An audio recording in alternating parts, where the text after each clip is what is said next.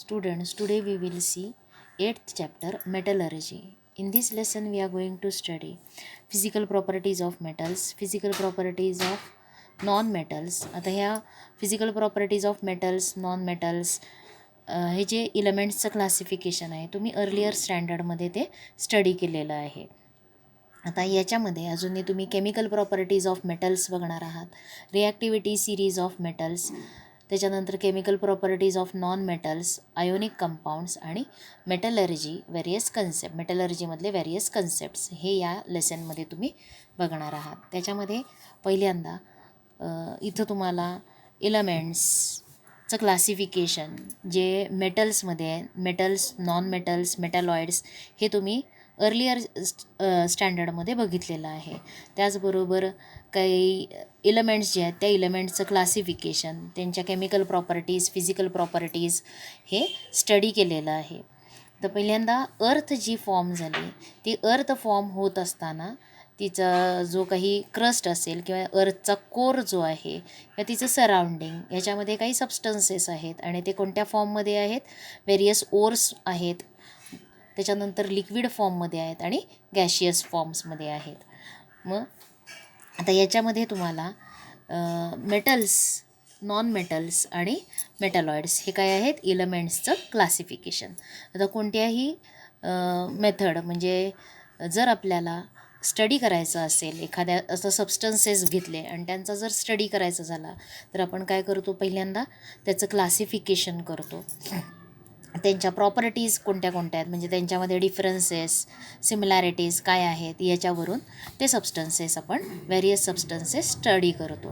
म्हणजेच एखाद्या स्टडी करत असताना म्हणजे मेनी थिंग्स टुगेदर स्टडी करत असताना आपण काय कन्सिडर करतो, त्याचं क्लासिफिकेशन. त्या थिंग्समध्ये जे काही अनेक वस्तू आहेत त्यांच्यामध्ये सिमिलॅरिटी काय आहेत, डिफरन्सेस काय आहेत हे तपासून त्यांचा स्टडी करतो. तसंच आता इथे तुम्हाला इथं क्लासिफिकेशन किंवा इथं स्टडी कशाचं करायचं आहे, इलेमेंट्ससाठी करायचं आहे. पहिल्यांदा इलेमेंट्सचं क्लासिफिकेशन काय आहे, मेटल्स आहेत, नॉन मेटल्स आहेत आणि मेटॅलॉइड्समध्ये त्यांचं क्लासिफिकेशन केलं आहे. आता हे करत असताना त्यांचे फिजिकल प्रॉपर्टीज काय आहेत, केमिकल प्रॉपर्टीज काय आहेत याचासुद्धा स्टडी करून आपण इलेमेंट्सचा स्टडी करतो. मग आता इथं तुम्हाला काय दिलेले आहेत, what are the physical properties of metals and non metals. आता तुम्हाला फिजिकल प्रॉपर्टीज मेटल्सचे, मेटल्स कसे असतात, जनरली सॉलिड असतात. मग त्याच्यामध्ये काही मेटल्स हे काय असणार आहेत, लिक्विड फॉर्ममध्ये आहेत आणि कोणते आहेत ते mercury, gallium, they exist in liquid form at room temperature. आता मेटल्सच्या प्रॉपर्टीज, फिजिकल प्रॉपर्टीज, नॉन मेटल्सच्या फिजिकल प्रॉपर्टीज हे सुद्धा तुम्ही 9th स्टँडर्डमध्ये स्टडी केलेलं आहे, 8thमध्ये थोडंफार स्टडी केलेलं आहे. आता यावर्षी तुम्हाला फिजिकल प्रॉपर्टीज ऑफ मेटल्स, त्याच्यानंतर chemical properties of, physical properties of non metals हे जे पार्ट आहेत, हा पार्ट तुम्हाला एक्झाममध्ये क्वेश्चन्ससाठी विचारला जाणार नाही, पण तरीसुद्धा तुमच्या सेल्फ स्टडीसाठी तुम्ही करायचं आहे. फक्त लक्षात घ्या, मेटल्सच्या प्रॉपर्टीज कोणत्या आहेत, metal exist mainly in solid state, metals namely mercury, gallium exist in liquid state at room temperature, metal possess lustre म्हणजे मेटल्सला चकाकी असते, तर metallic lustre goes on decreasing due to expose to atmospheric oxygen. Metallic lustre जे आहे they goes on decreasing, it goes on decreasing on due to expose to atmospheric oxygen and moisture and also in presence of some reactive gases. त्याचं जी काही चकाकी आहे ती कमी होते. केव्हा कमी होते, तर ॲटमॉस्फिअर मध्ये एक्सपोज झाला. मग ॲटमॉस्फिअरमध्ये एक्सपोज झाल्यावरती ॲटमॉस्फिअरमध्ये प्रेझेंट असलेलं ऑक्सिजन असेल, मॉइश्चर असेल किंवा काही डिफरंट गॅसेस जे आहेत त्यांची रिॲक्शन होऊन काय होणार आहे, त्या मेटलचं लस्टर जे आहे, मेटॅलिक लस्टर हे डिक्रीज होणार आहे. We know that metals have properties namely ductility and malleability. हे सुद्धा तुम्ही बघितलं आहे. मॅलिएबिलिटी प्रॉपर्टी, डक्टिलिटी प्रॉपर्टी म्हणजेच आपल्याला तिथे काय करता येणार आहेत, मेटल्सच्यापासून आपल्याला थिन शीट्स तयार करता येणार आहेत, पत्रे ठोकून तयार करायला येणार आहेत, त्याच्यानंतर आपल्याला ताणून तारा तयार करता येणार आहेत. म्हणजेच डक्टिलिटी प्रॉपर्टीमुळं वायर्स तयार करता येतील. मॅलिएबिलिटी प्रॉपर्टी जी आहे त्याच्यामुळं काय होणार आहे, थिन शीट्स तयार करता येणार आहेत. म्हणजे मॅलिएबिलिटी, डक्टिलिटी ही प्रॉपर्टी काय असणार आहे, मेटल्सला असणार आहे. Similarly all metals are good conductor of heat and electricity. Generally all metals are hard. However, the alkali metals from first group such as lithium, sodium, potassium are exception. म्हणजे हे soft metals आहेत, they are not hard. These metals can be cut with knife as they are very soft. Metals have high melting and boiling point. मेटल्सची property नंतरची कोणती आहे, they have high melting and boiling point. आणि example कोणतं आहे, tungsten metal has highest melting point आणि त्याचा melting point किती आहे, 3422 degree celsius. Therefore metal tungsten coils are used in electric bulb. Electric बल्बमध्ये कोणती कॉईल यूज केलेली असते, सॉलिनॉइड कोणता यूज केलेला असतो, तर टंगस्टन या मेटलचा बल्बमध्ये फिलामेंट असतो. आणि याचं गिव रिझन किंवा हे तुम्ही 3rd चॅप्टरमध्ये स्टडी केलेलं आहे किंवा इलेक्ट्रिसिटी या चॅप्टरमध्ये पण तुम्ही बघितलेलं आहे. इथे लक्षात आलं आहे, इथं जो काही बल्बचा फिलामेंट आहे तो फिलामेंट किंवा सॉलिनॉइड टाईप कॉईल जी आहे ती कशाची असते, टंगस्टनची असते. आणि ती का टंगस्टनची असते, तर त्याचा मेल्टिंग पॉईंट जो आहे तो मेल्टिंग पॉईंट. आता बल्ब हा हीटिंग इफेक्टवरती चालतो, heating effect of electric current. आणि करंट फ्लो होत असताना ती कॉईल हीट होणार आहे.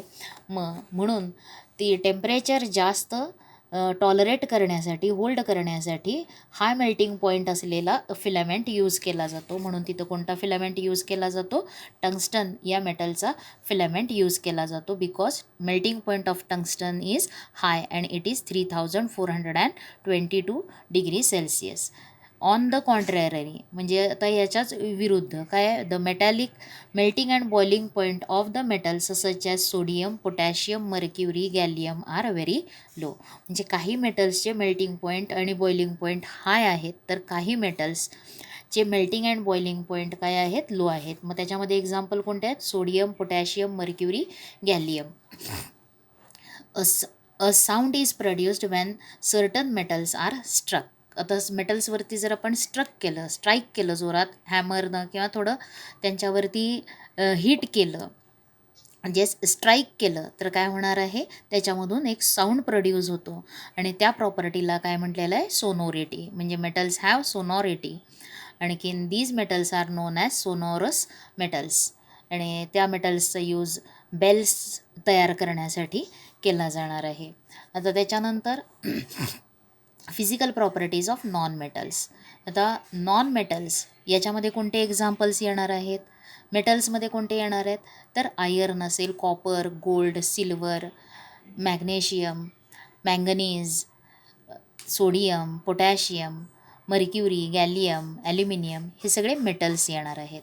आता नॉन मेटल्स, मग नॉन मेटल्सचे एक्झाम्पल्स कोणते कोणते आहेत, कोणत्या इलेमेंट हे नॉन मेटल्स आहेत, तर इलेमेंट्स लाईक कार्बन, ऑक्सिजन असेल, नायट्रोजन आहे, सल्फर आहे, त्याच्यानंतर क्लोरीन, फ्लोरीन, ब्रोमीन, आयोडीन हे सगळे काय आहेत, नॉन मेटल्स आहेत.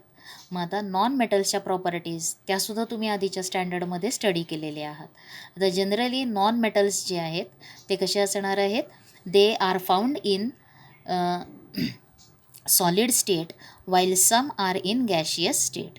म्हणजे ते काही सॉलिड स्टेटमध्ये आहेत, काही गॅशियस स्टेटमध्ये आहेत. आणि accept in the exception is the non metal bromine which exist in liquid state.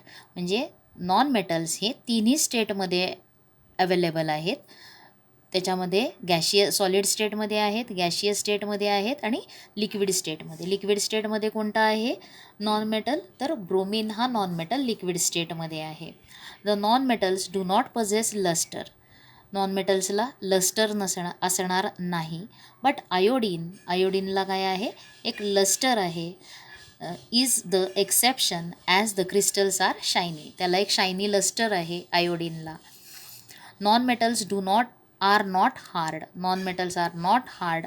आणि त्याच्यामध्ये सुद्धा एक एक्सेप्शन आहे. आणि कोणता आहे, कार्बनचा इलेक्ट्रॉप डायमंड हा हार्ड आहे. म्हणजे diamond which is an allotrope of carbon is the exception. Diamond is the hardest natural substance. Non metals have low melting and boiling point. Non मेटल्सला मेल्टिंग आणि बॉइलिंग पॉईंट काय असणार आहे, लो.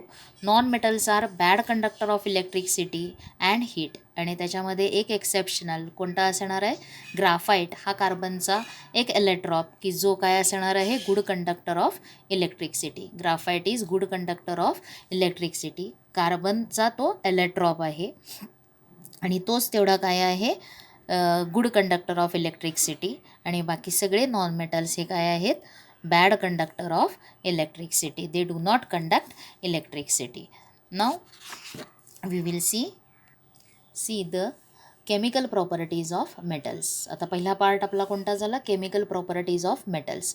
मेटल्सच्या केमिकल प्रॉपर्टीज स्टडी करायच्या आहेत आणि त्याच्यासाठी इथे एक ॲक्टिव्हिटी तुम्हाला दिलेली आहे. Metals are reactive, they lose electrons easily and become positively charged ions. That is why metals are called electropositive elements. आता मेटल्स हे काय आहेत, इलेक्ट्रोपॉझिटिव्ह आहेत, कारण ते काय करणार आहेत, इलेक्ट्रॉन्स, लास्ट शेलमधले इलेक्ट्रॉन्स जे काही व्हॅलन्स इलेक्ट्रॉन्स आहेत ते डोनेट करणार आहेत. आणखीन त्यांचं आयन, पॉझिटिव्ह आयन तयार करणार आहे. म्हणून मेटलला कोणती टेंडन्सी आहे, metals R electropositive. मेटल्सला electropositive elements म्हटलं जातं बिकॉज दे गिव इलेक्ट्रॉन्स किंवा they lose electrons easily and become positively charged ions. आता तुम्ही हे सुद्धा मेटल्सच्या ॲटमपासून त्याचा आयन कसा तयार होतो हे तुम्ही 9th स्टँडर्डमध्ये बघितलेलं आहे. आता याच्यामध्ये तुम्हाला इथे एक माहिती दिलेली आहे आणि ती कोणती आहे, जे substances good conductor of heat they are usually good conductor of electricity. Similarly bad conductors of heat are also bad conductors of electricity. Exceptional कोणतं आहे, डायमंड आहे. डायमंड हा काय आहे, bad conductor of electricity but good conductor of heat. ही एक माहिती तुम्हाला माहिती असावी म्हणून सांगितलेलं आहे.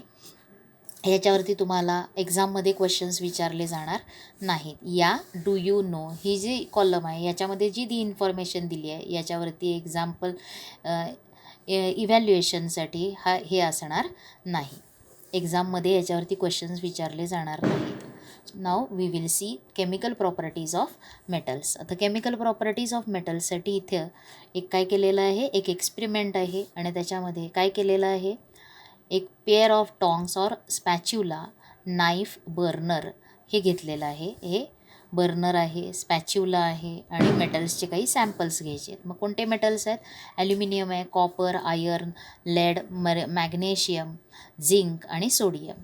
आता यांना काय करायचं आहे, आता हे या स्पॅच्युलावरती ठेवून त्या मेटल्सचे सॅम्पल काय करायचे, तुम्हाला बर्नरवरती धरायचे आहेत आणि त्याला फ्लेमच्या टॉपवरती ठेवून हीट करायचं आहे. म्हणजेच तिथे तुम्ही मेटलला काय करणार आहात, हीट करणार आहे. मग हीट केल्यावरती काय काय घडणार आहे ते बघायचं आहे. Which metal catches fire readily. आता याच्यावरती तुम्ही 9th स्टँडर्डमध्ये केलेलं आहे. मॅग्नेशियम रिबनला तुम्ही जर हीट केलं, मॅग्नेशियम रिबन तुम्ही जर बर्नरवरती होल्ड केली तर काय होणार आहे, ती रिबन एक थोड्या वेळानं काय होते, इग्नाईट होते, बर्न होते. It Burns with bright flame. हा एक्सपेरिमेंट तुम्ही 9th स्टँडर्डमध्ये बघितलेला आहे. मॅग्नेशियम बर्न होणार आहे, ती ब्राईटली बर्न होणार आहे आणि मॅग्नेशियम एअरमध्ये बर्न होत असताना तो काय करणार आहे, मॅग्नेशियम हा मेटल ऑक्सिजनबरोबर कंबाईन होणार आहे आणि त्याचं ऑक्सिडेशन होऊन मॅग्नेशियम ऑक्साईड फॉर्म होणार आहे.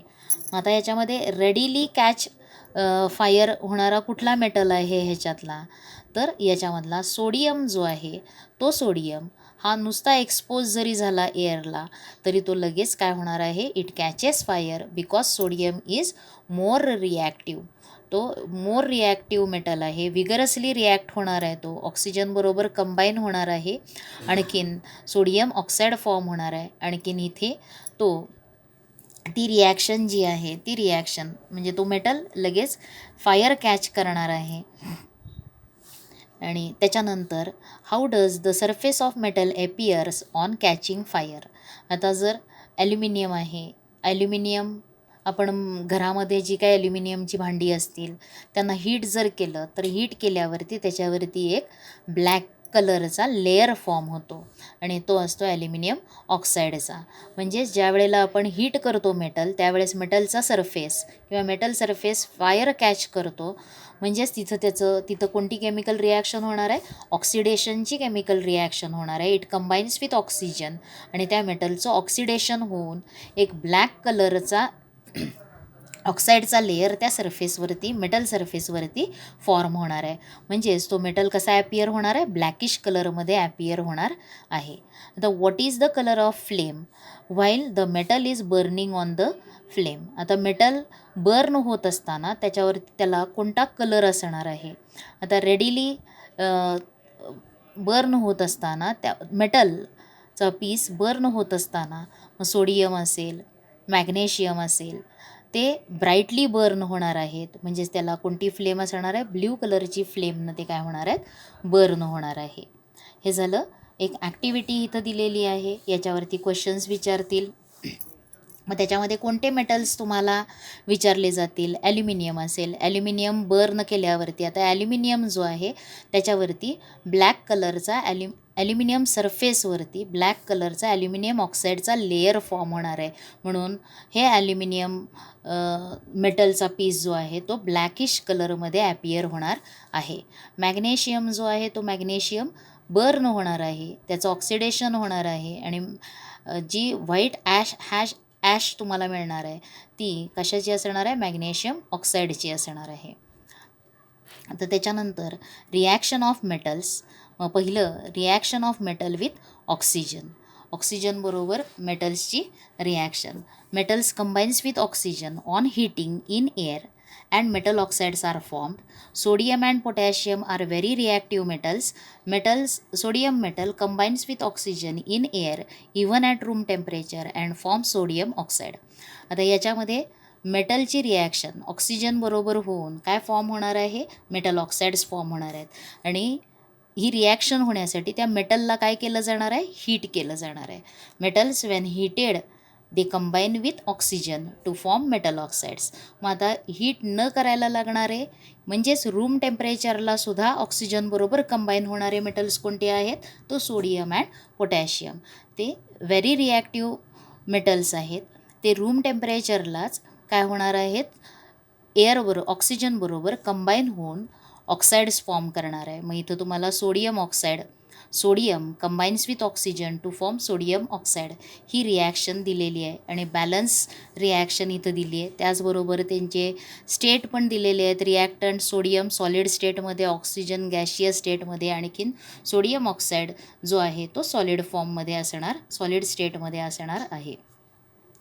On exposure to air, sodium readily catches fire. Therefore, to prevent accidents in the laboratory or elsewhere, it is kept in kerosene. आता इथं तुम्हाला गिव रिझनसाठी क्वेश्चन विचारला जातो. Why sodium is kept under kerosene. Kerosene म्हणजेच रॉकेल जे असतं त्या केरोसिनमध्ये सोडियम ठेवला जातो मेटल. आता सोडियम हा जो आहे तो केरोसिनमध्ये का ठेवला जातो, तर sodium is very reactive metal. तो जर एक्सपोज झाला म्हणजेच एअर अशी एक्सपोज झाला तर एअरमधल्या ऑक्सिजनबरोबर तो रिॲक्ट होणार आहे. It catches fire vigorously. It combines with oxygen vigorously to form sodium oxide. आता जर एअरमध्ये न ठेवता जर त्याला वॉटरमध्ये ठेवलं, वॉटरमध्ये सुद्धा काय आहे, H2O ऑक्सिजन प्रेझेंट आहे. म्हणजे वॉटरमध्ये डिझॉल्ड ऑक्सिजन असेल किंवा वॉटरमधल्या सॉल्युबल ऑक्सिजन जो आहे त्याच्याबरोबर तो रिॲक्ट होणार आहे. आणखीन म्हणजे वॉटरमध्ये सुद्धा तो काय होणार आहे, ऑक्सिडेशन ही प्रोसेस त्याची होणार आहे. आणि जर तो केरोसिनमध्ये ठेवला तर केरोसिन काय प्रिव्हेंट करणार आहे, kerosene prevents when sodium is kept under kerosene it prevents the contact of oxygen बरोबरचा असलेला कॉन्टॅक्ट, एअरमध्ये असलेला प्रेझेंट असलेला ऑक्सिजनचा कॉन्टॅक्ट काय करणार आहे, ब्रेक करता येणार आहे. आणि म्हणून सोडियम जो आहे तो कशामध्ये ठेवला जातो, it is kept in kerosene. तो केरोसिनमध्ये ठेवला जातो.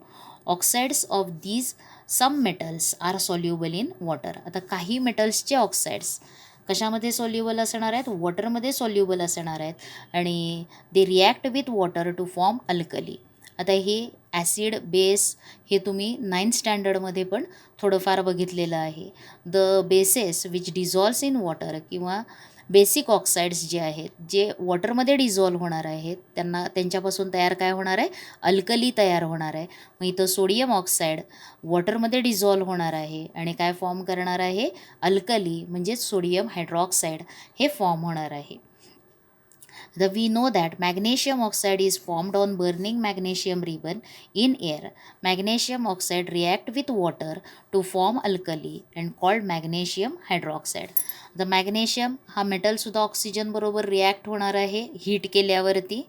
Magnesium when heated in air it combines with oxygen to form magnesium oxide आणि हा मॅग्नेशियम ऑक्साईड वॉटर बरोबर रिॲक्ट होणार आहे म्हणजेच तो वॉटरमध्ये डिझॉल्व्ह होणार आहे आणि काय फॉर्म करणार आहे, अल्कली फॉर्म करणार आहे आणि त्याचं नेम काय आहे, मॅग्नेशियम हायड्रॉक्साईड आणि फॉर्म्युला काय आहे, MgOH ट्वाईस. ह्या रिॲक्शन्स तुम्हाला बॅलन्स रिॲक्शन लिहा म्हणून विचारलं जातं. What will happen when sodium is expose to air असा क्वेश्चन विचारला जातो. What happens when magnesium is heated in air हा क्वेश्चन विचारला जातो. त्यावेळेस या रिॲक्शन्स ज्या आहेत त्या रिॲक्शन्स इम्पॉर्टंट आहेत. आणि मग तयार झालेले ऑक्साईड्स कुणाबरोबर रिॲक्ट होतात, वॉटरबरोबर रिॲक्ट होणार आहेत आणि अल्कली मिळणार आहेत. आणि सोडियम ऑक्साईड असेल तर सोडियम हायड्रॉक्साईड तयार होणार आहे. मॅग्नेशियम ऑक्साईड असेल तर मॅग्नेशियम ऑक्साईड असेल आणि वॉटरबरोबर रिॲक्शन झाली तर काय फॉर्म होणार आहे, मॅग्नेशियम हायड्रॉक्साईड तयार होणार आहे. त्याच्यानंतर रिॲक्शन ऑफ मेटल्स विथ वॉटरबरोबर रिॲक्शन्स बघायच्या आहेत मेटल्सच्या आणि त्याच्यासाठी इथे एक एक्सपेरिमेंट करायला दिलेला आहे.